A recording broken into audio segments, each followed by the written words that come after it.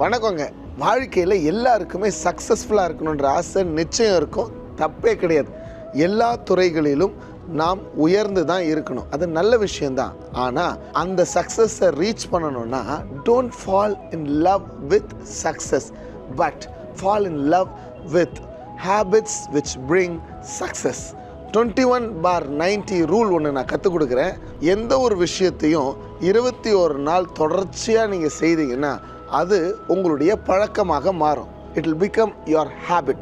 அதையே 90 நாள் தொடர்ச்சியாக நீங்கள் செய்தீங்கன்னா it will become your lifestyle, அதாவது உங்கள் வாழ்க்கை முறையாக மாறும். பவுல் ஒரு சக்ஸஸ்ஃபுல்லான வெற்றிகரமான ஒரு அப்போஸ்தலராக இருக்கிறார். அதற்கு ஒரு முக்கியமான காரணத்தை எங்களால் சொல்ல முடியும்.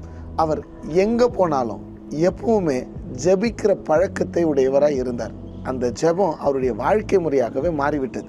அதனால் அவர் எதை செஞ்சாலுமே he had success in his life. இன்னைக்கு நீங்களும் வெற்றியை நோக்கி பயணிக்கிறீங்க, குட். ஆனால் அதற்கு வெற்றிக்கான நல்ல பழக்கங்களை உருவாக்கி கொள்ளுங்க, அதை தொடர்ச்சியாக செய்யுங்க. நிச்சயமாய் நீங்கள் வெற்றி அடைவீர்கள். Have a nice day. God bless you.